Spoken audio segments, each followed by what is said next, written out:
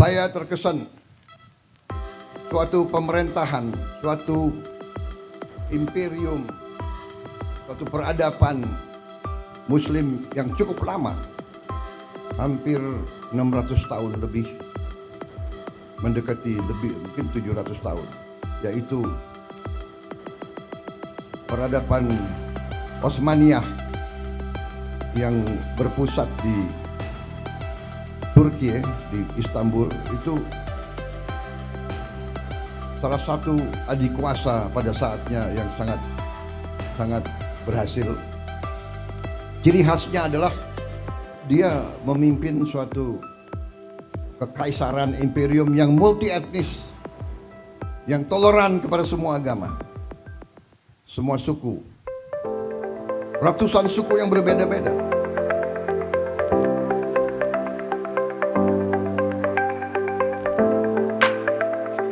Assalamualaikum warahmatullahi wabarakatuh. Pemirsa channel Pendekar Mengaji Madiun, senang sekali bisa bertemu lagi dengan Anda, dan saat ini kita akan membahas tentang sesuatu yang sangat menarik untuk kita bahas bersama.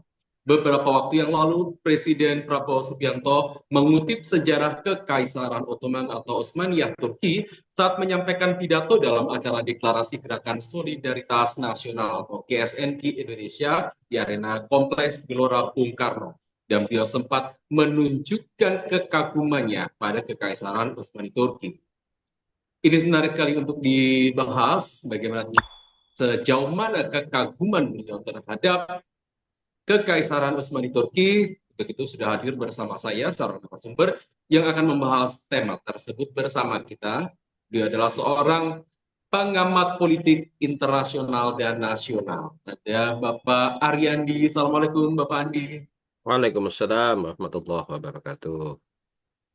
Bagaimana kabarnya hari ini, Pak Andi? Sehat? Alhamdulillah sehat. Baik. Seperti yang saya sampaikan di muka bahwa Pak Prabowo sebagai presiden sempat mengutip sejarah Kekaisaran Utsmani Turki. Menurut Pak Andi, kekaguman terhadap sistem pemerintahan Khilafah Utsmaniyah didasarkan pada kajian historis yang objektif atau hanya pada idealisasi tertentu saja tanpa mempertimbangkan konteks sejarahnya yang kompleks seperti itu? Ya, Bismillahirrahmanirrahim. Memang agak sedikit unik ya. Apa yang terjadi di Gelora Bung Karno bukanlah satu yang pertama sebenarnya diucapkan oleh Presiden kita Pak Prabowo. Beliau sebelumnya sudah sempat beberapa kali juga menyatakan atau mengomentari komentar yang senada ya terkait dengan kehebatan Turki Utsmani. Ada satu kutipan apa yang beliau sampaikan ketika di Kupang ya.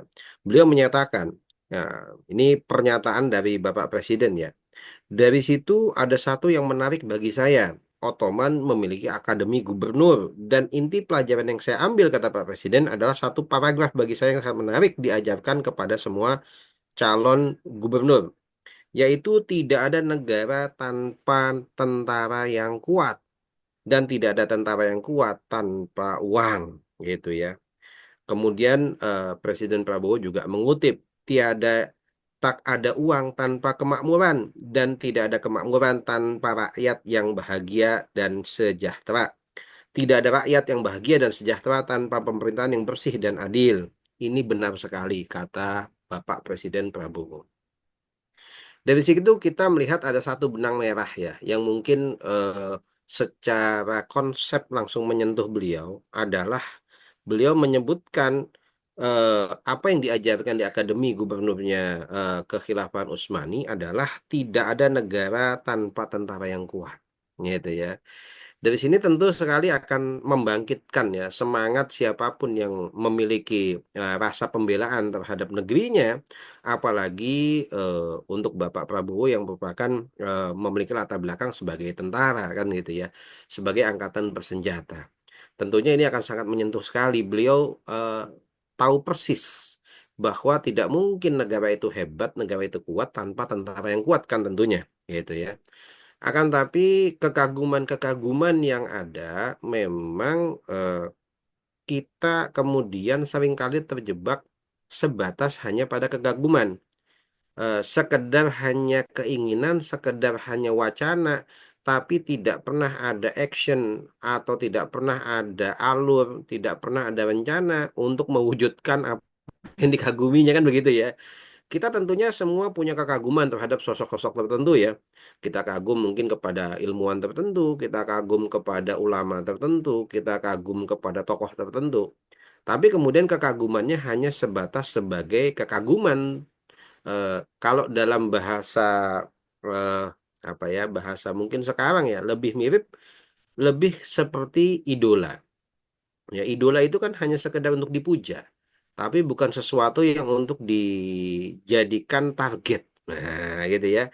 Nah, itulah yang kemudian menjadi masalah. Kita harus menempatkan ini posisinya hanya kita jadikan idola yang hanya sekedar dipuja, atau kemudian kita jadikan target bagaimana caranya kita bisa mencapai hasil yang sama dengan sesuatu atau seseorang yang kita kagumi.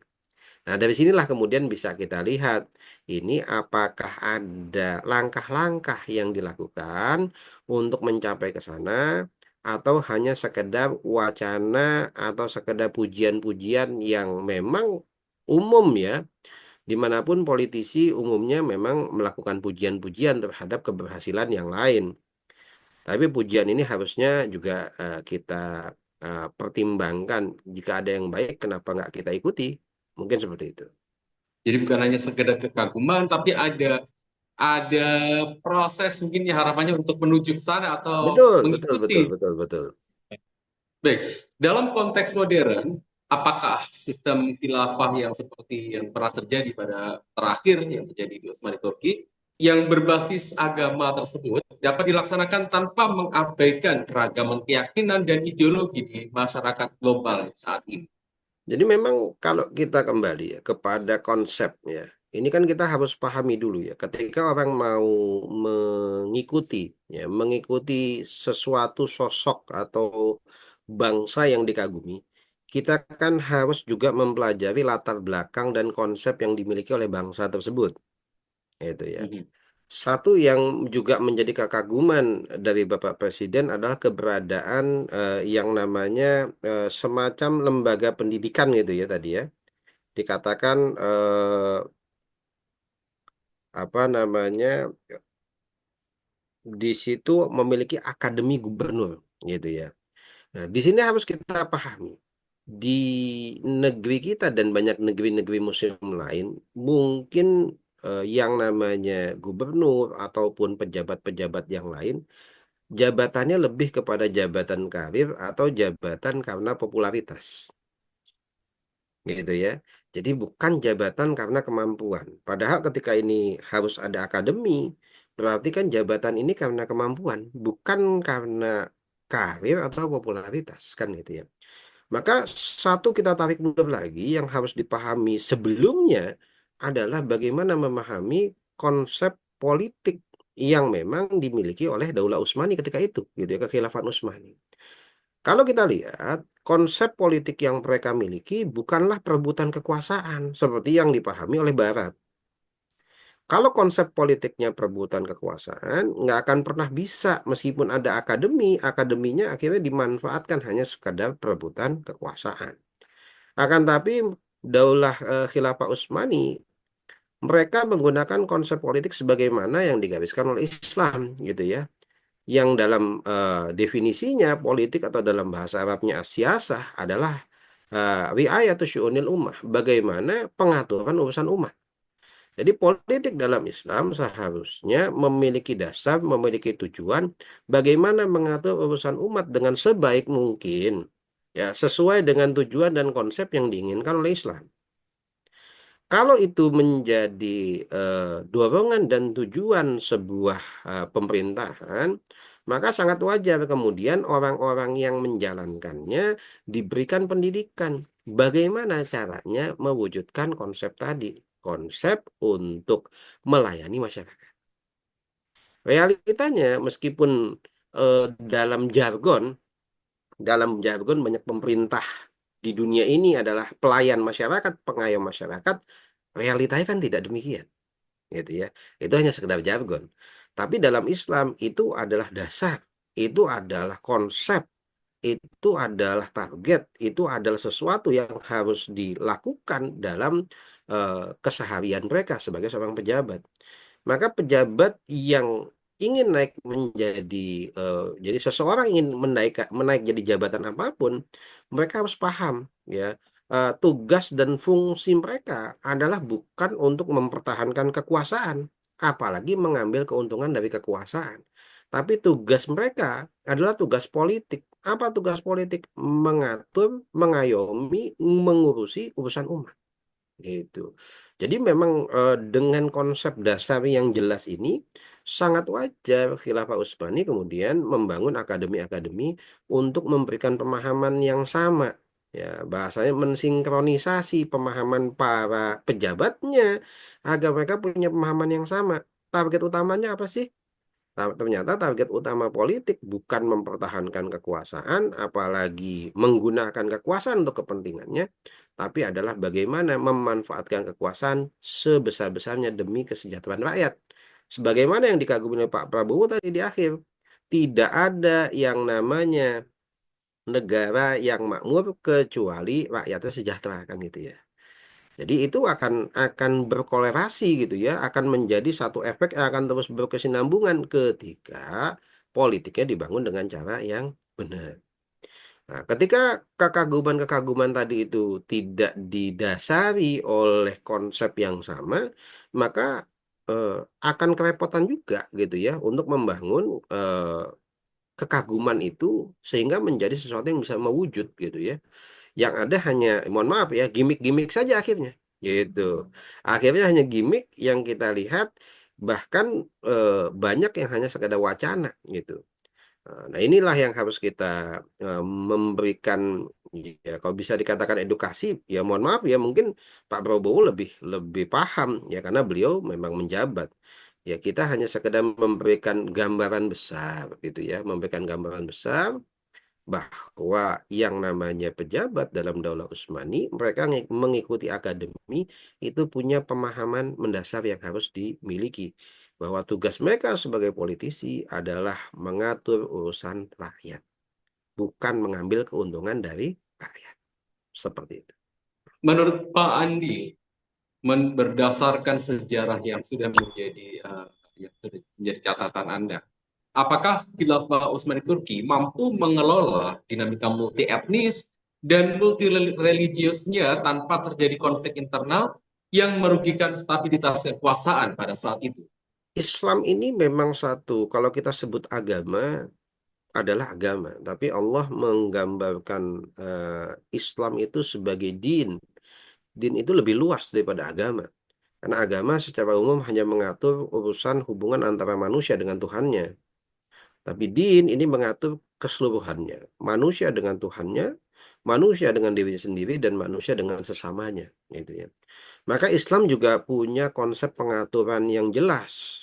Bagaimana ketika ya, Islam itu kemudian menjadi dasar negara, apakah kemudian mengorbankan ya warga negara yang tidak beragama Islam? Ternyata enggak, gitu ya. Bahkan sudah masyhur dalam sejarah banyak sekali rakyat-rakyat ya dari negeri-negeri kaum muslimin atau dalam daulah khilafah yang mereka tidak beragama Islam tapi mereka mendapatkan pembelaan yang sama, mendapatkan perlindungan yang sama. Karena memang secara politik seperti kita bahas tadi itu adalah mengatur urusan rakyat, baik rakyatnya ini muslim maupun bukan muslim. Gitu ya. Jadi memang dalam daulah khilafah siapapun mereka, apapun agamanya, apapun strata sosialnya, selama mereka adalah bagian dari rakyat, ya, daulah khilafah, maka mereka akan mendapatkan penjaminan yang sama. Mereka akan mendapatkan hak yang sama. Mereka juga dituntut dengan kewajiban yang sama. Sedangkan untuk masalah peribadatan, ya akan diberikan kesempatan mereka untuk beribadah sesuai dengan agamanya masing-masing. Karena bagaimanapun kalau kita mau jujur, mohon maaf, agama yang lain kan tidak punya pengaturan ini. Pengaturan mengenai sistem tata negara. Jadi Islam hanya mengisi ruang di mana agama mereka nggak mengatur. Mereka tetap diberikan kesempatan dan juga terbukti selama 1400 tahun nyaris tidak kita dengar ada konflik antar umat beragama di belahan dunia manapun selama itu di bawah naungan Daulah Khilafah. Gitu. Catatan sejarah 1300 tahun tanpa ada konflik antar etnis, antar kerukunan antar agama sama sekali, Pak Andi. Ya, kita tidak menemukan catatan sejarah yang konflik itu kita anggap konflik berarti ya. Tidak seperti yang kita Hmm. lihat sekarang, banyak di Filipina terjadi, di Myanmar terjadi, di Palestina sampai hari ini masih terjadi konflik skala besar, ya. Yang itu tidak pernah terjadi, gitu ya, di masa lalu ketika Islam memimpin. Karena bagi Islam keadilan itu bukan hanya untuk kaum muslimin. Kenapa? Karena Islam itu diterapkan sebagai rahmat untuk semesta alam, gitu ya. Jadi memang salah satu tugas kita sebagai kaum muslimin adalah mewujudkan ya cita-cita besar atau petunjuk besar gitu ya bahwa Islam ini agama yang rahmatan lil alamin. Dan untuk bisa mewujudkan itu satu-satunya memang harus dengan menggunakan Islam. Karena Islam lah yang paling utuh mengatur semuanya. Luar biasa. Dalam jangka waktu yang tidak, bukan waktu yang pendek ya, sebut 300 tahun, luar biasa sekali.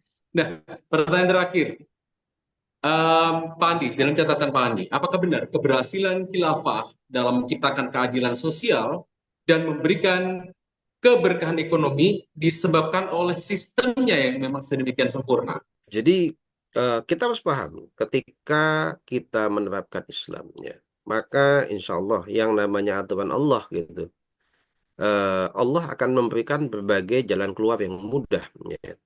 Bahkan negeri-negeri yang beriman ya Allah janjikan juga akan diberikan keberkahan. Nah, maka juga memang menjadi satu keyakinan kita bagi kaum muslimin tentunya ya. Ketika aturan Allah diterapkan, insya Allah ya keberkahan itu akan datang. Tapi bukan berarti kemudian kita pasrah, yaitu ya. Tetap ada kaidah-kaidah yang harus dilakukan, ada aktivitas-aktivitas yang dilakukan. Apa? Adalah menjalankan teknis administratif yang memang akan membawa itu kepada kebaikan, kepada kesejahteraan bagi seluruh warganya. Bahkan kesejahteraan itu harusnya akan bisa dirasakan bukan hanya oleh warga daulah khilafah, tapi juga oleh selainnya. Sebagaimana yang dulu di zaman Khalifah Umar bin Abdul Aziz, saking kebingungan beliau menyerahkan uang zakat, beliau memberikan zakat ke wilayah-wilayah lain di luar wilayah daulah khilafah ketika itu, gitu ya. Jadi bukan hanya kaum muslimin yang merasakan, tapi semua merasakan, gitu ya. Jadi memang kalau kita katakan apakah kesejahteraan ini adalah jaminan, kesejahteraan ini adalah janji Allah. Tapi janji Allah juga tidak kemudian kita pasrah berpangku tangan, tapi ada aktivitas-aktivitas optimal, maksimal yang kita lakukan untuk mewujudkan hal tersebut. Sehingga menjadi satu kewajaran, bahkan kalau kita katakan satu keharusan bagi kita kaum muslimin untuk memperdalam lagi, untuk meneliti lagi bagaimana dulu kehebatan kaum muslimin dengan sistem khilafah Islamnya bisa membawa kepada kesejahteraan. Dan kemudian itu bukan hanya dibawa pada kekaguman, tapi kemudian dibawa sebagai sebuah langkah untuk mewujudkan hal tersebut. Satu yang sangat wajar mungkin ya, kalau kita katakan kita ingin bangsa kita hebat ya. Tapi yang disebut bangsa hebat pada batasan mana? Kita sebagai kaum muslimin, kita tentu pengen kaum muslimin menjadi bangsa yang hebat. Apalagi kita ini diberikan oleh Allah tugas sebagai khalifah fil ard, pengatur bumi. Kita ini dapat amanah sebagai bagian dari manusia, bagian dari penduduk bumi untuk mewujudkan bukti bahwa Islam adalah rahmatan lil alamin. Dan satu-satunya cara adalah bagaimana Islam itu bisa mengatur. Ya, kalau Islam tidak mengatur, kemudian ditagih. Nah, apa buktinya Islam rahmatan lil alamin? Ya harus diterapkan dulu kan nggak bisa gitu ya. Dan penerapan itu sudah ada buktinya. Ya dengan lebih dari 1000 tahun penerapan Islam, wilayah-wilayah yang memang kemudian di situ Islam hadir, alhamdulillah secara umum gitu ya, secara umum dari sisi keamanan, keadilan, kesejahteraan itu melebihi yang lain. Bukan berarti kita menutup mata. Apakah sempurna? Enggak. Karena yang melaksanakan juga manusia. Manusia punya kecenderungan, manusia punya hawa nafsu. Akan tapi dengan sistem yang baik, kecenderungan dan hawa nafsu manusia tadi akan bisa diminimalisir. Tapi kalau sistemnya memang dari asasnya sudah rusak, manusia yang baik pun akan berubah menjadi rusak. Sebagaimana yang dulu sempat dikatakan oleh Pak Mahfud MD, dalam sistem yang rusak, malaikat pun bisa berubah jadi setan. Kan gitu ya. Jadi beliau sendiri sudah paham itu ya. Nah, kan pertanyaannya, kalau gitu kenapa kita nggak kemudian berusaha untuk mewujudkan sistem yang baik, sistem yang bisa menjadi contoh, pernah menjadi contoh, dan sudah menjadi contoh nyata selama lebih dari 1000 tahun. Alasan apa lagi gitu ya yang harus dipakai untuk tidak menerapkan atau tidak berusaha untuk menjadikan itu sebagai sebuah cita-cita untuk mewujudkan kesejahteraan yang totalitas bukan hanya bagi bangsa Indonesia tapi kesejahteraan bagi seluruh dunia. Baik, menarik sekali obrolan kita sore ini tentang kekaguman Presiden Prabowo Subianto terhadap Kekaisaran Utsmani Turki yang pernah ada. Mungkin ada closing statement singkat yang bisa disampaikan, Pak Andi, tentang tema kita sore ini tentang kekaguman Pak Prabowo terhadap Kekaisaran Utsmani Turki dan bagaimana seharusnya kita mengarah menuju ke sana.